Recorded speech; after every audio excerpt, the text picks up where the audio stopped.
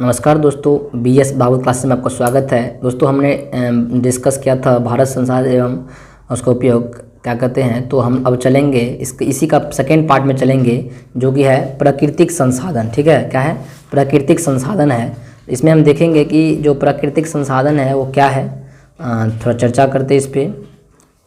आशा है कि आप लोग पहली वीडियो को जिस तरह से प्यार दिए, इसको भी इस तरह प्यार दीजिएगा। और हम बार बार कह रहे हैं आप लोगों को, किसी कोचिंग वोचिंग के चक्कर में मत पड़िए इधर उधर। आप लोग बहुत ज़्यादा यूट्यूब पे भटकते हैं। बच्चा ऊपर में लिखल रहता है ये वो दिस डैट लिखा रहता है, तो आप लोग तुरंत क्लिक करके जो है देखना चालू कर देते हैं। वो सब नहीं देखिए, आप एक ही चैनल पर ट्रस्ट कीजिए, क्योंकि बार बार जितना चीज़ देखिएगा, ये दुनिया में इतना चीज़ है कि संपूर्ण दुनिया में कुछ भी जो है आप अंत नहीं कर सकते हैं। जब तक आप देखते रहिएगा ऐसे ही डेली का डेली। और क्या कहते हैं, आप लोग का एक आदत और ख़राब क्या है कि आप लोग वीडियो चला करके शो करके देखते हैं। ठीक है ना, ऐसे मत कीजिए। आप वीडियो को कंसंट्रेट होकर देखिए, सेल्फ स्टडी कीजिए, खुद से मेहनत कीजिए। आप वीडियो देखने के बाद जो है अपना से ज़्यादा मेहनत करने का प्रयास, जिस भी कोचिंग ट्यूशन में पढ़ते हैं, जहाँ भी पढ़ते हैं वहाँ भी पढ़िए। ठीक है ना, और जो आपको कंटेंट दे रहे हैं हम थोड़ा, ठीक है ना, विश्वास कीजिए। क्या कहते हैं, हम आपका बड़े भाई हैं। याद रखिएगा, जो भी हम दे रहे हैं आपको, वो आपके एग्जाम में उसी टाइप से क्वेश्चन रहेगा। और इससे पहले भी हमने पढ़ाया है, बच्चे का काफ़ी अच्छा क्वेश्चन रहा है। बच्चे सब अच्छा नंबर लाया है अपने क्या कहते हैं इस चैनल से। इसीलिए थोड़ा विश्वास कीजिए। और हम आपको क्या कहते हैं टेलीग्राम पे जो है इसका पीडीएफ डाल देंगे, वहाँ से आप पीडीएफ निकाल करके जो है रख लीजिएगा अपने आप। उसके बाद लाइन बाय करके पढ़िएगा उसको। या फेयर बनाने में आपको टाइम लग जाएगा तो निकाल लीजिएगा पीडीएफ, नहीं तो फेयर बना लीजिए आप अच्छा से, क्योंकि फेयर बहुत ज़रूरी है। मान लीजिए कल ग्रेड में आप कहीं भी पढ़ते हैं या फेयर नहीं है आपके पास, तो क्या कहते हैं फिर दिक्कत हो जाएगा ना, किस तरह से रिवाइज कैसे कीजिएगा आप लोग। ठीक है, तो चलिए प्राकृतिक संसाधन है जिसको हम देखेंगे कि क्या है। भारत में उच्चवाच भू आकृति, जलवायु एवं वनस्पतियों में पर्याप्त विविधता के आधार पर मृदा को कितने भागों में बांटा गया। देखिए, भारत जो है, ये भारत में ज़मीन जो है ना सभी जगह समतल नहीं है। ठीक है, कहीं ऊंचवाच है, कहीं ऊंचा है, तो कहीं क्या भू आकृति समान नहीं है। जलवायु भी, वनस्पति सभी जो है ना पर्याप्त मात्रा में जो है विविधता है, अलग अलग है। ठीक है, इस आधार पर जो है मृदा को, मिट्टी को कितने भागों में बांटा गया। तो देखिए दोस्तों, इस आधार पर जो है 6 भागों में बांटा गया है। कितने भागों में बांटा गया है? 6 भागों में बांटा गया। याद हो गया होगा आशा है। अगला कह रहा है कि बांगर। देखिए, बांगर जो है ये पुरानी जलोढ़ मिट्टी के कंकर एवं बजरी की मात्रा अधिक होती है। बांगर मिट्टी में क्या होती है, जो कंकर होती है ना, कंकर हो गया, और उसके बाद जो है कंकर हो गया, और जो है उसमें बजरी जो है मिट्टी का मात्रा जो है उसमें अधिक होता है, जो मिट्टी को अनुपजाऊ बना देती है। तो आपसे पूछेगा कि बांगर मिट्टी जो है क्या उपजाऊ होता है, तो बोलिएगा नहीं, अनुपजाऊ होता है। क्योंकि ये इसमें क्या होता है, बांगर मिट्टी में क्या होता है कि कंकर होता है और बजरी सब होता है। इसीलिए क्या करता है, ये मिट्टी को क्या करता है, अनुपजाऊ बनाता है। मानी कि बांगर मिट्टी उपजाऊ नहीं होता, याद रखिए, जिसे बांगर कहते हैं। ठीक है, खादर मिट्टी देख क्या होता है, खादर नए जलोढ़ मिट्टी में महीन कण। ठीक है, नए जलोढ़ मिट्टी में क्या होता है, जो महीन कण होता है, ठीक है, वो कण पाए जाते हैं, जिससे बालू एवं मृत्तिका का मिश्रण होता है। किसका?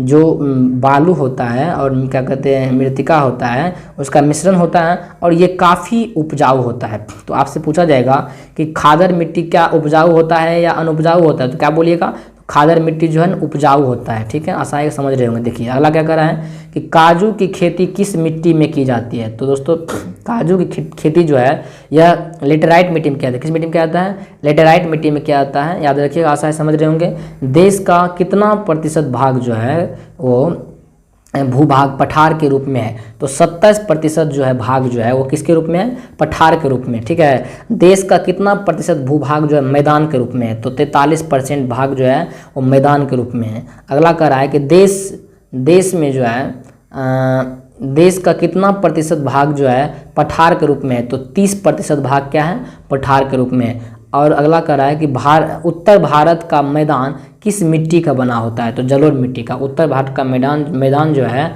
यह जलोढ़ मिट्टी का बना होता है। आगे कह रहा है कि भारत में लगभग जलोढ़ मिट्टी कितना हेक्टेयर क्षेत्र में फैली हुई है, तो 6.64 करोड़ हेक्टेयर में जो है भारत में जलोढ़ मिट्टी फैली हुई है। भारत में काली मिट्टी लगभग कितनी हेक्टेयर में फैली हुई है, तो भारत में जो काली मिट्टी है यह 6.4 हेक्टेयर में फैली हुई है। आगे क्या कर रहा है कि काली मिट्टी का स्थानीय नाम क्या होता है, तो रेंगुर मिट्टी। क्या नाम होता है? रेंगुर मिट्टी। लेटेराइट शब्द की उत्पत्ति कहाँ से हुआ है, तो लेटराइट शब्द की उत्पत्ति जो है ये ग्रीक भाषा के लेटर शब्द से हुआ है। किससे हुआ? लेटर शब्द से हुआ है। ठीक है, अगला क्या कह रहा है? लेटर शब्द का शाब्दिक अर्थ क्या होता है? देखिए दोस्तों, तो लेटर शब्द का शाब्दिक अर्थ जो होता है ये ईंट होता है। क्या होता है? ईंट। ठीक है, लेटेराइट मिट्टी का रंग कैसा होता है? तो लाल होता है। आशा है कि समझ रहे होंगे। लेटेराइट मिट्टी का जो रंग होता है वो कैसा होता है? लाल होता है। लेटेराइट मिट्टी का रंग लाल क्यों होता है बताइए तो? लेटेराइट मिट्टी जो होता है इसका रंग लाल क्यों होता है? क्योंकि एल्युमिनियम और लोहे के ऑक्साइड के कारण इसका जो रंग होता है वो क्या होता है? लाल होता है। लोहा हो गया, ठीक है ना, और एल्युमिनियम हो गया, इन एल्युमिनियम के ऑक्साइड हो गया, लोहा और एल्युमिनियम के ऑक्साइड के कारण जो है इसका रंग कैसा होता है? लाल होता है। ठीक है, भारत का क्षेत्रफल कितना है बताइए? तो 32.8 लाख किलोमीटर। भारत का जो क्षेत्रफल है वो कितना है? 32.8 लाख किलोमीटर है। 32.8 लाख किलोमीटर में कितना प्रतिशत भूमि का जो है हम लोग जो क्या कहते हैं उपयोग हो रहा है बताइए? तो 32 क्या कर रहा है कि 32.8 लाख किलोमीटर में कितना प्रतिशत में भूमि का क्या हो रहा है? उपयोग हो रहा है?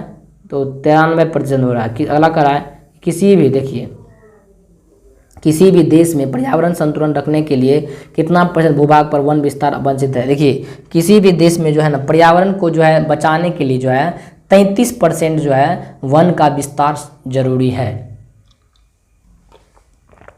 आशा है कि समझ रहे होंगे।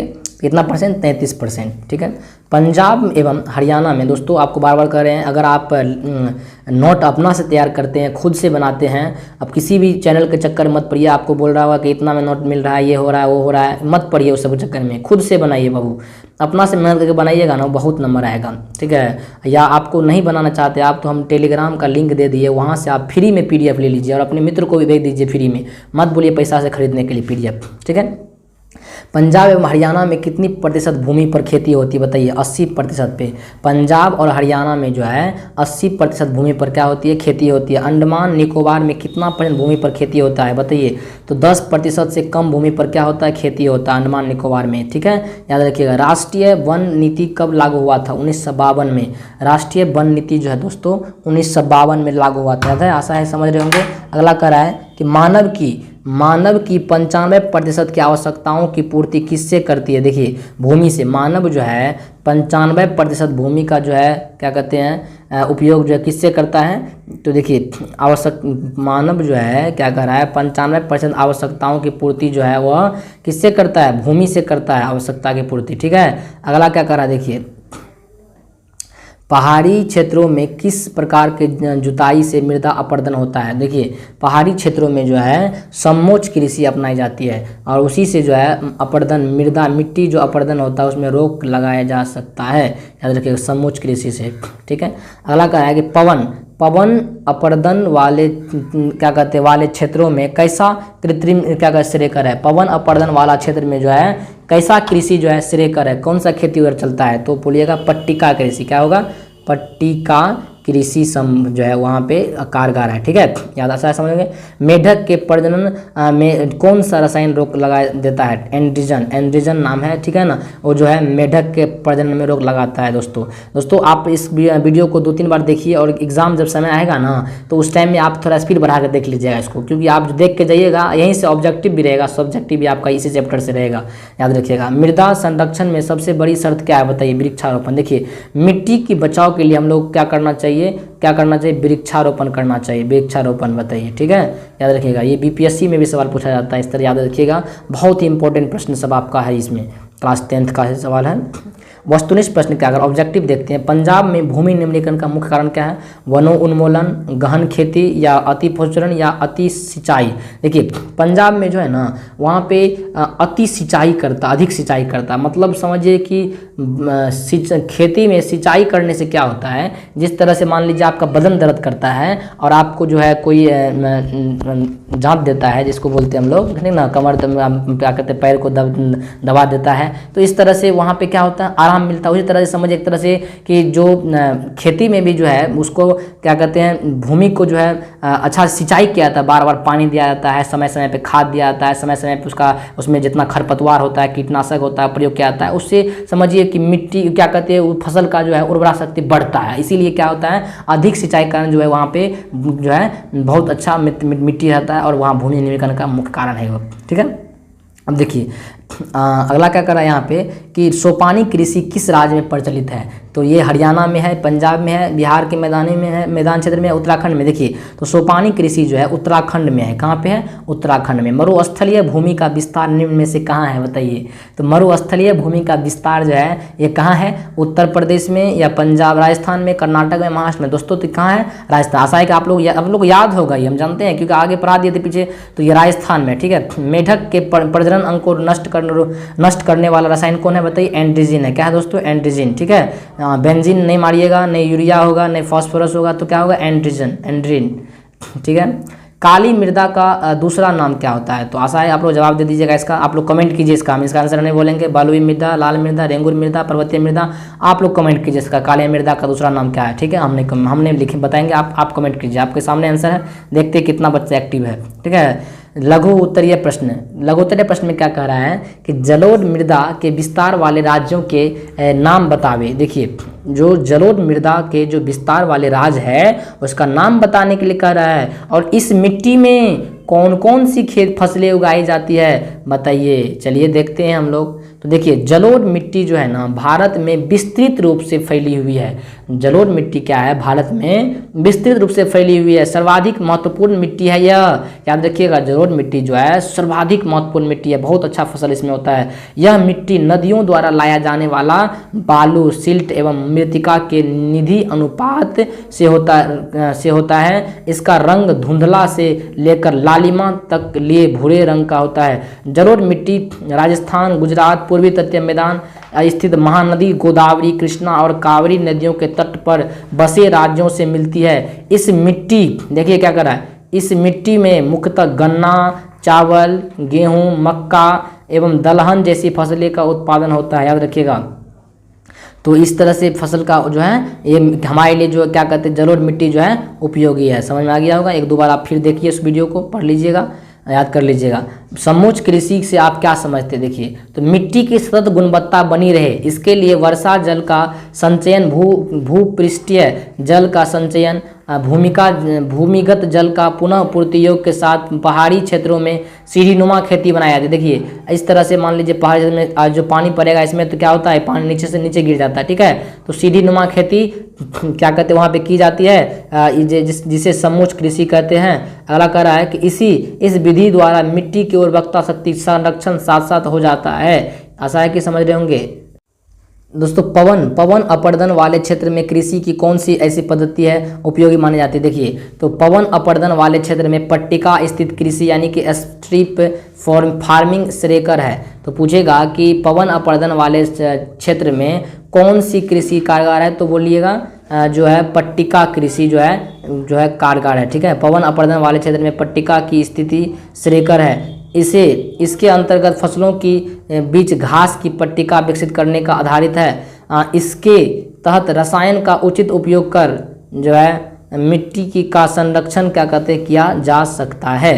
ठीक है, तो इसमें क्या बताया गया है कि जो पट्टिका कृषि जो होता है विकसित का आधार होता है कि इसके तहत रसायन का उचित उपयोग करके जो है मिट्टी का जो हम लोग संरक्षण कर सकते हैं, उसकी देखभाल कर सकते हैं। भारत के किन भागों में नदी डेल्टा का विकास हुआ है, यहाँ की मृदा की क्या विशेषता है। देखिए तो भारत की जो है किन भागों में नदी डेल्टा का विकास हुआ है और यहाँ की मृदा की क्या विशेषता है। देखिए तो भारत नदियों का देश है। भारत कौन सा देश बाबू रे, नदियों का देश है। फलतः विभिन्न भागों में नदी डेल्टा का विकास हुआ है। उनमें मुख्यतः उत्तर भारत का मैदानी क्षेत्र, पूर्वी तटीय मैदान एवं दक्षिण भारत के कुछ जो क्षेत्र है में विकास हुआ है। ठीक है, इन क्षेत्रों में मिट्टियों में पोटास, फास्फोरस और चूना जैसे तत्वों की प्रधानता होती है। ठीक है, जबकि इसमें नाइट्रोजन एवं जो है क्या कहते हैं जैव पदार्थों की कमी रहती है। मिट्टी पर गहन कृषि की जाती है, याद रखिएगा। कहाँ क्या की जाती है, गहन कृषि की जाती है। ठीक है, देखिए फसल चक्रण मृदा संरक्षण में किस प्रकार सहायक है, समझे। फसल चक्रण दो धान फसलों के बीच में एक दलहन की फसल लगाने की प्रक्रिया को क्या कहते हैं, फसल चक्रण कहते हैं। जब दो धान के फसल के बीच में दोस्तों दलहन की एक फसल लगा देंगे, ठीक है, तो इसे क्या कहेंगे हम लोग, इसे कहेंगे हम लोग फसल चक्रण कहते हैं। फसल चक्रण के कारण जो है आप लोग देखे होंगे कि जब आप लोग के गांव घर में क्या कहते हैं, जब गेहूं बोया जाता है तो गेहूं के बीच में क्या लगाया जाता है बताइए, तो गेहूं के बीच में हम लोग तोरी लगा देते हैं, या क्या कहते हैं बहुत सारा क्या कहते हैं पौधा लगा देता है, चिकना उकना लगा देता है, जो तीसी बोलते हैं, ये सब लगा देता है उसमें, तो दोनों चीज़ हो जाता है। उसका तेल भी निकाल लेते हैं हम लोग, और हमें क्या कहते हैं जो है उससे फायदा भी हो जाता है, फसल भी मिल जाता है हमें, ठीक है। तो फसल चक्रण के कारण मिट्टी की राइजोबियम भी नामक जिसमें जीवाणु की वृद्धि हो जाती है, जिससे मिट्टी की जो उपजाऊ है वो क्या होती है, बनी रहती है। इस विधि के द्वारा समय के बचत के साथ साथ जो है ही बार क्या कहते हैं, समय के साथ साथ ही बार में क्या कहते हैं, एक ही बार में, ठीक है ना, एक ही बार में जो है कई तरह के फसल उत्पादित हो जाता है, ठीक है। तो इससे यही का हमें फायदा है, ठीक है। आगे चलते हैं हम लोग। दीर्घ उत्तरीय प्रश्न में क्या कर रहा है, जल क्रांता कैसे उपस्थित होता है बताइए। मृदा अपर्दन में इसकी क्या भूमिका है। जल क्रांता देखिए, किसी भी निश्चित स्थान पर अत्यधिक जल प्रवाहित करने अथवा अधिक सिंचाई आवश्यकता से अधिक मिट्टी में नमी आ जाती है। इस परिस्थिति में मिट्टी लवणीय और क्षारीय गुण बढ़ जाता है, जिसे जल क्रांता वाटर लॉगिंग कहते हैं। देखिए क्या होता है कि जब जल क्रांता क्या होता है कि किसी भी निश्चित स्थान पर जो है अत्यधिक जल जो है प्रभावित होने लग जाती है, उसके कारण अधिक सिंचाई आवश्यकता से अधिक मिट्टी में क्या आ जाता है, कजली, जिसको कजली बोलते हैं, समझ में आ गया क्या बोलते हैं उसको हम लोग, कजली नहीं बोलते ना। मिट्टी में मान लीजिए आप अपने कल्प के पास जाकर देखिएगा कि मिट्टी पानी लगातार बढ़ने से नमी आ जाता है, कजली बोलते हैं। इस परिस्थिति में मिट्टी में लवणीय और क्षारीय गुण बढ़ जाता है, जिसे जल क्रांता हम लोग कहते हैं, वाटर लॉगिंग कहते हैं, ठीक है।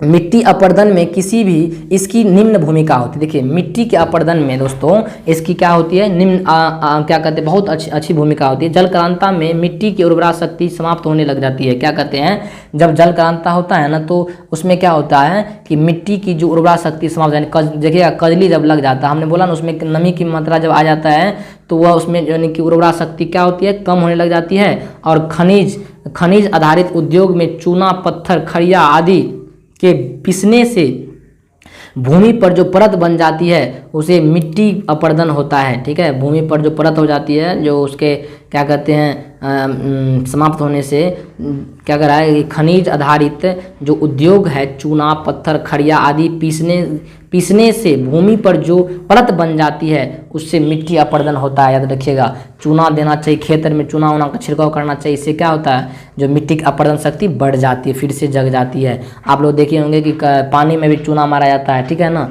तो उसमें जीवाणु बैक्टीरिया को मारने के लिए क्या जाता है, ठीक है। ऐसा करा है कि उद्योग से निकालने वाले अवशिष्ट पदार्थ भी भूमि और जल दोनों को प्रदूषित और अपर्दन कार्य करती है, ठीक है। जो क्या कर रहा है, उद्योग से निकलने वाले जो अवशिष्ट पदार्थ की भूमि और जल दोनों की क्या करता है, प्रदूषित और अपर्दन कार्य क्या करती है। मृदा संरक्षण पर एक निबंध लिखे। बहुत ही अच्छा क्वेश्चन है कि पूछ देगा कि मृदा संरक्षण यानी मिट्टी का बचाव या क्या कहते हैं, कैसे करेंगे हम लोग, उस पर एक निबंध लिखने के लिए कह रहा है, ठीक है। देखिए मिट्टी को अपने स्थान से विभिन्न क्रियाओं द्वारा स्थानांतरित होने से बचने के लिए, यानी कहा है कि मिट्टी को यहाँ से दूसरी जगह जाने के लिए, उससे क्रिया से बचने के लिए जो है क्या कहते हैं, उपाय या कदम उठाए जाते हैं। भू संरक्षण कहलाता है। क्या कहलाता है वो, भू संरक्षण कहलाता है। यानी कि मिट्टी को अपने स्थान से विभिन्न क्रियाओं द्वारा स्थानांतरित होने से बचाने के लिए जो है उपाय या कदम उठाए जाते हैं, उसे भू संरक्षण कहते हैं। यानी तीव्र वर्षा, तेज हवाएं, हिमानी और समुद्रिक लहरों, वनों की कटाई, अति पशुचरण, खनन, रसायनों का अत्यधिक प्रयोग मिट्टी का क्षरण होता है। अतः हम मानवों का यह परम कर्तव्य बनता है कि ऊपर वर्णित सारी गतिविधि को, घटनाओं को यथासंभव क्या कहते हैं, रोक लगाया जाए। साथ ही साथ आसपास की बेकार पड़ी, ठीक है, आसपास की बेकार पड़ी जो है जमीनों को घास एवं पौधे उगाए जाए। फसल चक्रण के द्वारा भी क्या कहते हैं, मिट्टी का संरक्षण किया जाता है, ठीक है। फसल चक्रण के द्वारा क्या होता है, मिट्टी का क्या होता है, संरक्षण किया जाता है। ठीक है, अब देखिए अगला क्या कर रहा है नंबर 3 में। तो भारत में अत्यधिक पशुधन होने के बावजूद भी भारतीय अर्थव्यवस्था में इनका योगदान जो है क्या कहते हैं, नगण्य है। ऐसा क्यों है बताइए, स्पष्ट करें।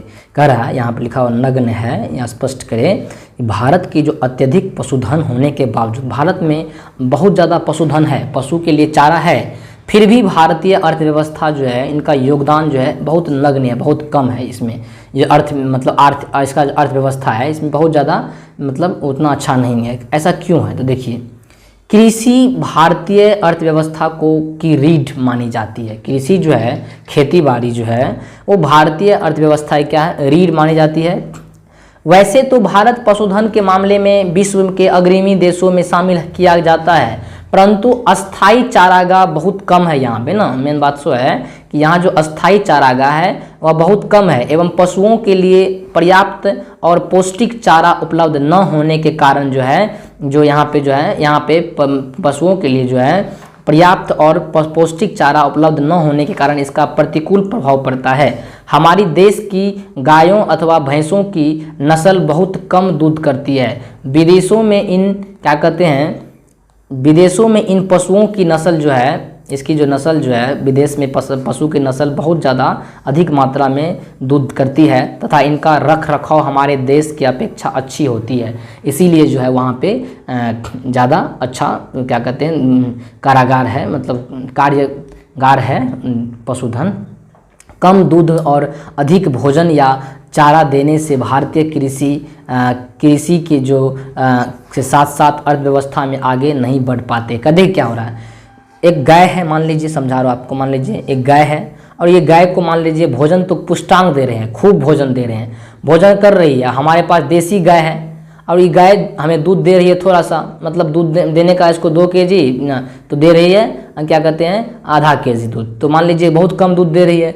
दूध कम देने के कारण भोजन तो पुष्टांग खा रही है, जितना भोजन वो भी गाय खाती है उतना ये भी खा रही है, तो और क्या कहते हैं, दूध बहुत कम दे रही है। तो दूध कम देने के कारण क्या हो रहा है, जो है अर्थव्यवस्था पर क्या हो रहा है, प्रभाव पड़ रहा है। ठीक है, भोजन उतने खाती है लेकिन जो है दूध कम देती है, यही इसीलिए होता है। तो कम दूध और अधिक भोजन चारा देने का भारतीय कृषक के साथ साथ अर्थव्यवस्था में आगे नहीं बढ़ पाते। समझ में आ गया, दूध दे रही है कम गाय, आप भोजन क्या कर रही है, अधिक खा रही है। ठीक है, और चारा भी क्या करते हैं, चारा तो पुष्ट जितना है चारा उतना काफ़ी है मात्रा में, ऐसा बात नहीं है, लेकिन दूध कम देती है यहाँ के नस्ल की गाय है, इसीलिए ऐसा होता है। ठीक है, चलिए आगे चलते हैं हम लोग। अगला वीडियो में देखेंगे जल संसाधन क्या होता है, इसके बारे में चलेंगे, खंड ख में चलेंगे। तो दोस्तों आशा है कि आप लोग मेरा PDF निकाल लिए होंगे।